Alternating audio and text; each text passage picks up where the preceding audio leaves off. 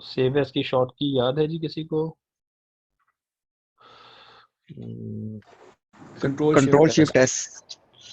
Control shift S. S S for small नहीं। चले मैं उधर से फंक्शन को कॉपी कर लेता हूँ, कोई इशू नहीं है, क्योंकि ये ना मैंने पहले खुद ट्राई किया था तो उस टाइम मैंने इसको ई ड्राइव में रखा था। ट्रांसफर में जाके यहाँ पर होगा कन्वोल्यूशन का ई ट्रांसफर में कन्वोल्यूशन, ये में भी कोडिंग फाइल्स, ये है कन्वोल्यूशन यूनिट कंट्रोल सी। अभी जो मेरा फोल्डर है वो क्योंकि डेस्कटॉप के ऊपर है, डेस्कटॉप ट्रांसफर, और अभी जो मैं बना रहा हूँ ये रेस REST, यहाँ पे मैंने लाके उसको पेस्ट कर दिया कन्वोल्यूशन को। नहीं तो मुझे उसकी पाथ सेटिंग करनी पड़ेगी। अब मैं दोबारा ये देखें, ये क्या किया मैंने, एक फंक्शन बनाया, फंक्शन तो उसका लेयर्स इक्वल्स टू, ये नाम कुछ भी रखा जा सकता है। इंपॉर्टेंट चीज क्या बेटा, जो फंक्शन नेम है उसी नेम से इस फाइल का सेव होना जरूरी है, नहीं तो वह एरर दे देगा, ये फंक्शन नहीं बनेगा। फंक्शन मैटलैब में फंक्शन बनाने की प्रॉपर्टी ही ये है कि फंक्शन का नेम और उस फाइल का नेम सेम होना चाहिए। और उसके अंदर हमने ये किया और ये एंड कर दिया फंक्शन को। ये जितनी अपने लिए बना दी वो बना ली कि हर बार मैं या तो इसी कोड को इसको मैं हर दफा कॉपी पेस्ट करता रहूँ। उसके लिए मैंने एक ब्लॉक बना लिया, जैसे एक ब्लॉक वहां पे कॉल करूंगा ऑटोमेटिकली सारी की सारी लेयर वहां पे कॉल हो चुकी होंगी। अब यहाँ पर देखें जस्ट मैं क्या लिखूंगा, उस फंक्शन को कॉल करूंगा, convolutional unit, UNIT unit. Unit नाम इसलिए देखो कि यूनिट है ना, लेयर्स नहीं है, प्रॉपर यूनिट है। अब इसमें दो चीजें आपने बतानी है, एक तो नेट विड्थ बतानी है, तो नेट विड्थ में कहना जी 16 की होनी चाहिए, जो मैंने ऊपर डिफाइन कर दिया है नेट विड्थ। दूसरा आपने बताना है स्प्राइट कितने का होगा, मैं कहता हूँ 1 का होना चाहिए जी हमारे पास, एक एक को वो करेगा। और इसको जो भी नेम देना है, मैं इसको नाम देना चाह रहा हूँ जी, लेट्स सपोज जी S1U1 कि यूनिट 1 आ गया जी, लेट्स सपोज जो भी आप मीनिंगफुल नाम देना चाहते हैं, लेट्स सपोज ये चीज आ गई। अब उसके बाद क्या था, एक एडिशन लेयर थी, आपको याद होगा, और उस एडिशन लेयर में दो काम हो रहे थे। ये देखें ये एडिशन लेयर थी, इस एडिशन लेयर में ये ब्लॉक में बना चुका हूँ, ये ब्लॉक बन चुका है, ये ब्लॉक आता था प्लस ये होता था, और ये दोनों जमा होते थे। अभी मैं ये एडिशन बनाने लगा हूँ, फिर इसको बना के इसके साथ हम जमा करेंगे। या अगर ऊपर वाले में देखते हैं तो ऊपर वाले में जस्ट ये कन्वॉल्व नहीं है, बाकी एडिशन लेयर तो है। तो अब इसको अगर हम लेके चलते हैं तो इसको आप देखें, तो अब हमने एडिशन लेयर, तो उसमें आ गया एडिशन, एडिशन लेयर। अगर आप कहते हैं तो ये कोड बना पड़ा हुआ है, अगर कहते हो तो मैं उसको कॉपी पेस्ट करके समझा देता हूँ, बताएं जी कैसे करना है। जी सर ठीक है, मेरा ख्याल है बाकी उनसे पूछ लेते हैं, वो टाइम सेव हो जाएगा थोड़ा। जी इसको, क्योंकि ये कोड मैंने ये सारा किया हुआ है पहले, ये वो सारा लिखा हुआ है, इधर से मैं समझा देता हूँ कि कैसे उसको लेके चल रहा हूँ।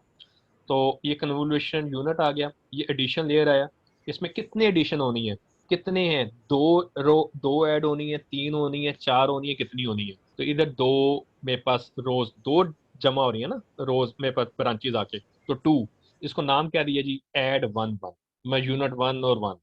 फिर रेलू आ गया, उसके बाद रेलू था कन्वोल्यूशन यूनिट। ये कन्वोल्यूशन यूनिट क्या है, जो जमा होना है उसमें आके। कन्वोल्यूशन यूनिट ऊपर भी था ना ये वाला, अगर हम चेक करते हैं दिस वन, ये कन्वोल्यूशन यूनिट, ये अभी तो मैंने ये ब्लॉक बनाया है ना नीचे वाला। अब ये कन्वोल्यूशन यूनिट भी तो है जो बैच नॉर्म होना है, और ये दोनों यहाँ पे आके जमा होने, ये 2 है, 1 और 2। अगर यहाँ पे कोई तीसरा भी होता, आप डायरेक्ट लेके आ रहे होते तो यहाँ पे 3 आ जाता, आप उसके अकॉर्डिंगली इस चीज को लेके चल रहे होते।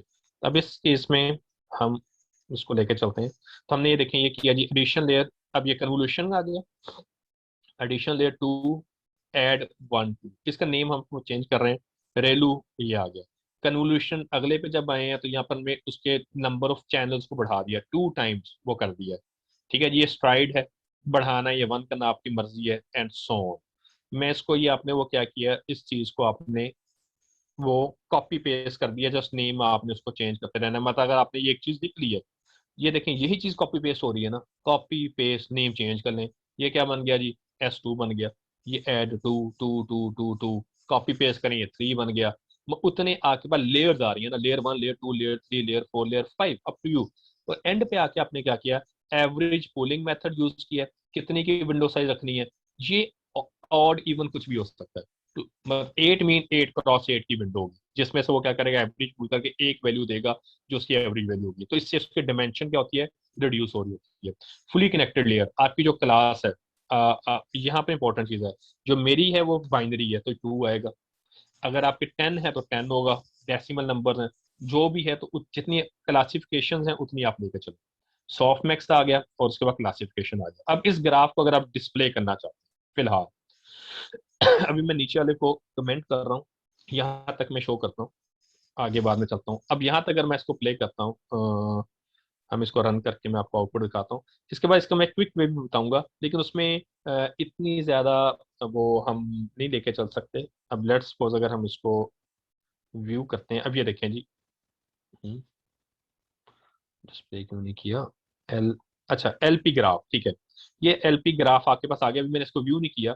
एक्चुअली ये क्या है जी, अब इन लेयर्स को आपस में आपने कनेक्ट भी तो करना ही, ये नहीं करना। अभी उसने क्या जी, लेयर ग्राफ, एक लेयर ग्राफ बना दिया है, जिसको मैंने एल ग्राफ में शो किया है। ये चीजें उसमें उसने बता दिया जी, टोटल लेयर्स कितनी है, 50x1 लेयर्स हैं।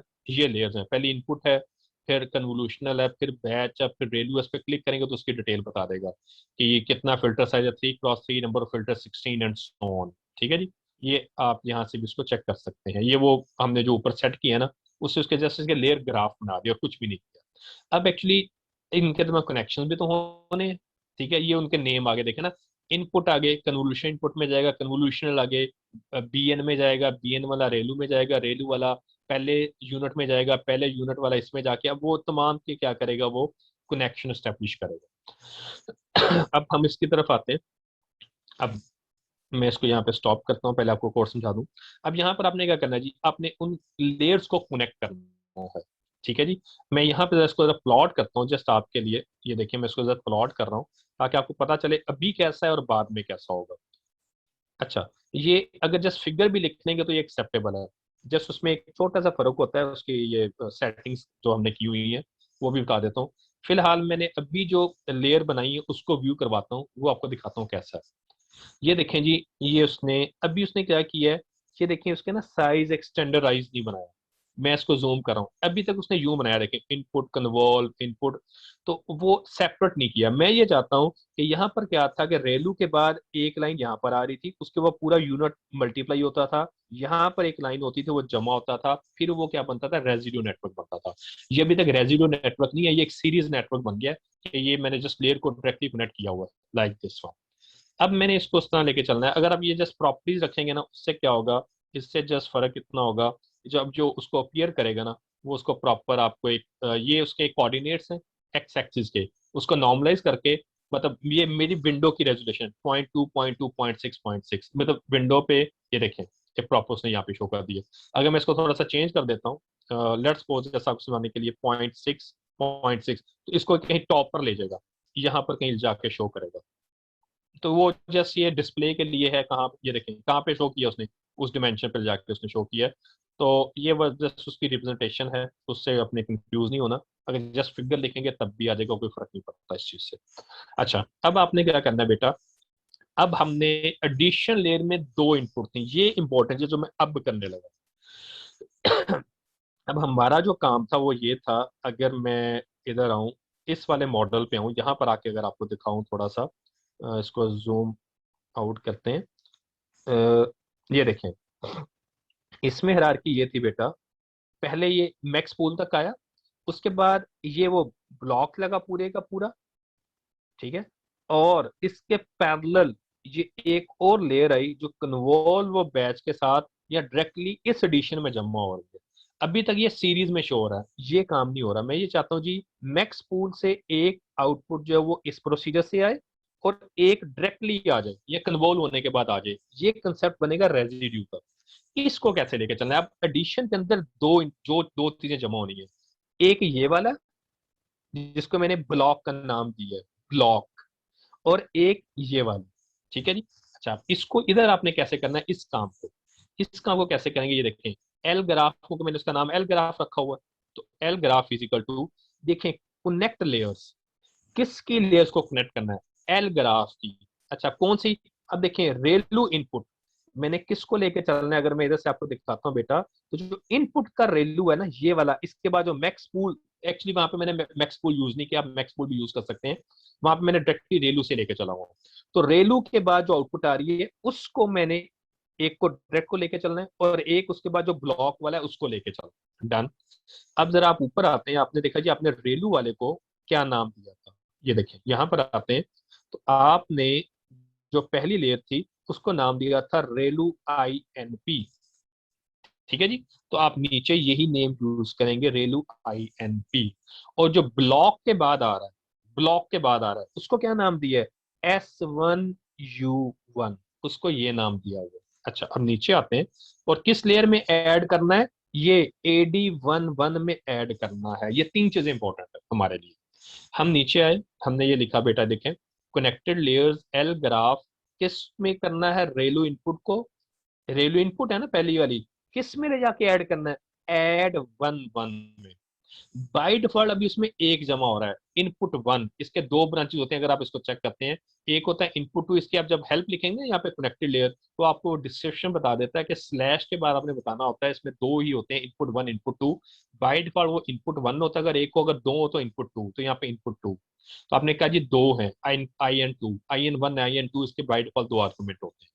तो आपने यहाँ पे लिखा एल ग्राफ, एल ग्राफ जो आपने अभी किया है ये वाला, और उसके साथ रेल पहले का नाम, और ये कि आपने इन दो को यहाँ पर आपने लाके क्या किया है जी, जमा कर दिया। ये मैंने ऐड 1 1 किया और 1 2 में के दो को मैंने जमा किया। अच्छा अब मैं इसको प्लॉट करता हूँ, अब मैं इन दोनों को जरा डिफरेंस दिखाता हूँ आपको।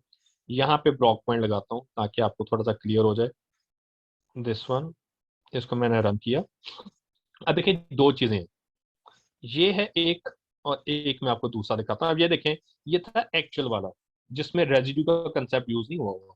रेजिड्यू ये था कि आपने रेलू के बाद इधर एक लेके आए, एक को कन्वर्ट ब्लॉक के बाद आपने जमा करना और दूसरे को एडिशन करना है, इस वक्त ऐसा काम नहीं हो रहा। मैंने उसी को ये देखें यहाँ पर थोड़ा सा मॉडिफाई किया है। यहाँ पर आप देखें ये रेलू था, अगर इसके बाद मैक्स करना है तो कर सकते हैं, वो आपकी मर्जी, ये पूलिंग लेयर यूज करनी है। ये देखें ये वो यूनिट लगा पूरे का पूरा, कन्वोल्यूशन, नॉर्मलाइज, रेलू, कन्वोल्यूशन, और ये वो पूरा ब्लॉक में से गुजरा, और ये वाला एज इट इज आके जमा हो गया। अगर आप इसको भी कन्वॉल्व करके करना चाहते हैं तो वो भी कर सकते हैं, वो कैसे करेंगे अभी वो भी बता देता हूँ। फिर इस तरह ऐड 1 1 को किया, नीचे आके सिमिलरली इनको भी आप चेंज कर सकते हैं जिसको आप चेंज करना चाहते हैं। तो ये वही स्ट्रक्चर बनना जो मैंने उधर ग्राफिकली बनाया था। अच्छा वापस आता हूँ मैं दोबारा।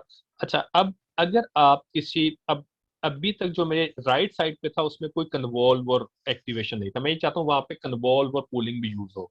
तो उसके लिए फिर हम स्किप 1 यूज करते हैं। एक्चुअली स्किप 1 किस लिए यूज हो रहा है कि मैं एक मॉडल पहले बना चुका हूँ जिसमें कन्वॉल्व पूलिंग है। अब उसमें से जो पहली लेयर है ना, उसमें से मैं कन्वॉल्व 2D और बैच को स्किप करना चाह रहा हूँ, और स्किप करके उसको मैं LP ग्राफ में ऐड करूंगा। किस जगह पे ऐड करूंगा, ऐड टू 1 पे, ठीक है जी। अब इसी को देखिएगा ये क्या करता है। फिर इसको हम कनेक्ट करेंगे, मैं इसको यहाँ पे प्लॉट कर देता हूँ ताकि आपको ये भी विजुलाइज हो जाए। यहाँ पे पहले हम प्लॉट कर लेते हैं, फिर हम आगे चलते हैं, फिगर और प्लॉट। जैसे उस चंक को करते हैं फिर आगे हम उसको चलेंगे। तो स्किप से क्या हो रहा है, एक्चुअली स्किप क्यों कर रहा हूँ ये भी बताता हूँ। यहाँ पे मैं करता हूँ Ctrl+B, और यहाँ पे हम ब्रेक पॉइंट लगा लेते हैं, दिस वन, इसको रन करते हैं। अब देखिए ये जो सेकंड वाला है ना, ये देखिए इसका मीनिंग क्या था, स्किप के मीनिंग क्या थे, मैंने यहाँ पे यूज किया। इसका मीनिंग ये था बेटा कि आपने ये जो काम किया था, ये वाला, इसमें से मतलब इधर वो मल्टीप्लाई होके वो आ रहा था, इसमें से कन्वोल्यूशन और BNN के अलावा, मतलब ये इधर उसके साथ मल्टीप्लाई हो रहा है, बाकी ये चीजें मतलब इनमें से ये दो चीजें स्किप हो गई हैं, ये इधर वो आके मल्टीप्लाई हो रही हैं, जो आपके पैरेलल में था। पहले पैरेलल में कोई काम नहीं था। अब वो हमने जो स्किप किया ना, स्किप मीन्स कि इसमें कन्वॉल्व और बैच नॉर्मलाइज आपका है, मीन ये वाला, उसको मैंने नाम स्किप कर दिया। ये देखें कन्वॉल्व और बैच नॉर्म उसके पैरेलल था, जबकि ID वाले में पैरेलल में कुछ भी नहीं था, वो जस्ट जमा हो रहा था। तो अगर कन्वॉल्व ब्लॉक है फिर ID ब्लॉक है। तो अगर इस चीज को हम यहाँ पर देखते हैं बेटा, ये जो मैंने अभी शो किया है, ये देखें ये नॉर्मल वाला आ गया, ये नॉर्मल वाला आ गया, ये वो कौन सा आ गया, ये आपके पास कन्वॉल्व वाला आ गया। उसके बाद फिर नॉर्मल आ गया, फिर नॉर्मल आ गया, फिर कन्वॉल्व आ गया। मीन इस पेपर में जो उसने शो किया है ये ID ब्लॉक कन्वॉल्व, तो मैंने पहले आईडी करके फिर कन्वोल्व कर दिया, आप पहले कन्वोल्व करके फिर आईडी कर लें, वो